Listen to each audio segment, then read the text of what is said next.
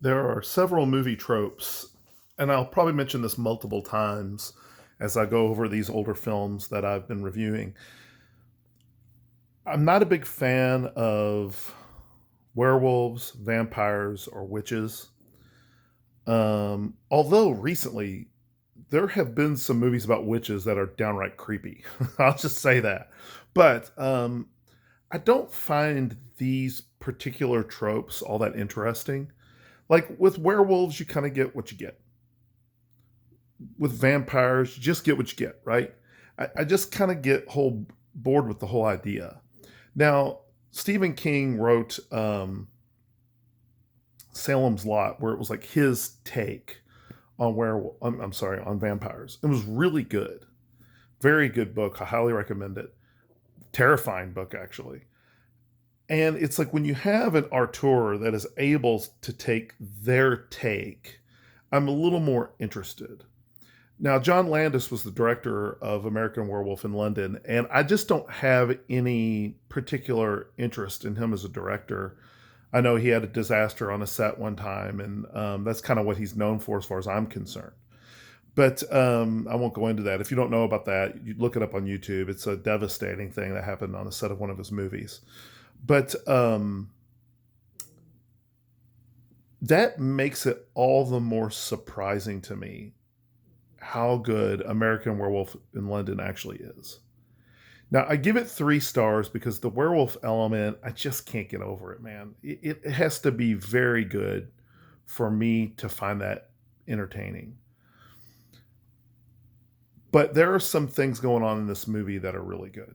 And it took I can see why. When I was a kid, there was an old documentary that I'll mention multiple times because it's a big part. There's a lot of movies in this documentary we watched that we never got to see, and American Werewolf was one in London was one of them. And the documentary was called Terror in the Isles, and it just went over sort of the psychology of horror, how directors use. It may not have been a very good documentary. I don't know. I was a kid, but I just remember it was kind of interesting how they use the fact that you can't close your ears to scare you even more when they hope that you close your eyes and things like that. And they went in. One of the things was transformations. They went into transformations and used American. It was sort of the standard bearer of the time.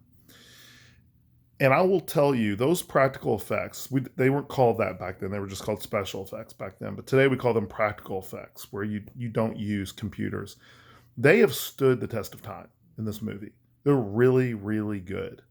Now, are they realistic? No, I wouldn't say they're realistic. There's more like to a charm to practical effects. I'd say they're on par though with The Thing, and the effects and Thing are pretty good. They're enough to scare you. Um, I'm really surprised that I like this movie as much as I did.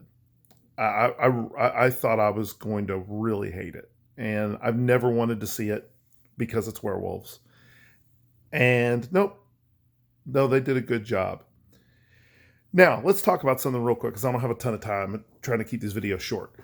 There's something going on in filmmaking right now. It's real popular. It happened in Game of Thrones. I've heard a lot of people talk about it. And I'm seeing it. I think it also happened in The Last Jedi.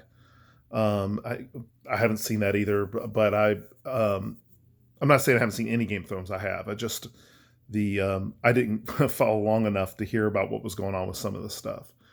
And The Last Jedi, I haven't seen that either. Just to be totally honest, I just heard the complaints about it. And one of the things they complain about is the constant subverting of expectations.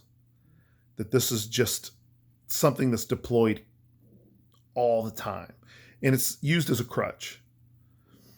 There was a Twitter post one time in response to Game of Thrones, and it said, "Oh, the biggest subversion of expectations is everybody in Game of Thrones is only 2 feet tall, and it's a miniature world." Now that's subverting expectations. I thought it was really funny, and but it was way to show how bad the writing had gotten on these shows. The end of American Werewolf of London is a subversion of expectations in the absolute best possible way. Now, I'm entering spoiler territory here, okay? And I hope to not make it too spoilery, but it will. If you don't want to know anything about the ending, you want to turn this off now. So I'll just tell you my final review is 3 stars, and definitely recommend. Especially if you don't mind the werewolf trope. If that doesn't bother you, you got to see it. It's good enough to watch. Now, about the ending. So there's a girl he's in love with, right? And so there's a little bit of a temptation for a Beauty and the Beast narrative going on. And so they lead you down the primrose path of love will conquer. Love will overcome. And when he becomes this uncontrollable werewolf, you think she will tame the beast. I don't know if it was very subtle, but it's the idea you get. And to keep from being a little too spoilery, so that I don't keep people from seeing it that might want to see it, because there's tons of people flocking to this channel. I'll just say that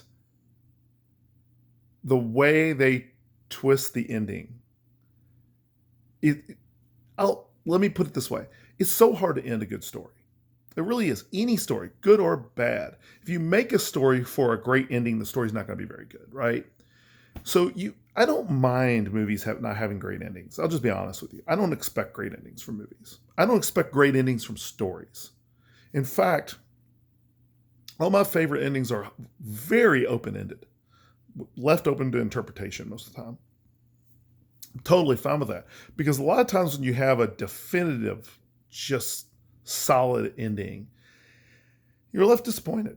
You're left with something that just isn't that good. This movie, because it takes you so far off guard and it ends terribly, it's actually an awful ending on purpose. Best possible ending for a movie. Really, honestly. Like, you're just so taken off guard. Now, unfortunately, if you've watched this far, if you see this, you may be able to figure out what I'm talking about. But maybe you would at least appreciate what they had accomplished. Anyway, I do recommend American Werewolf in London.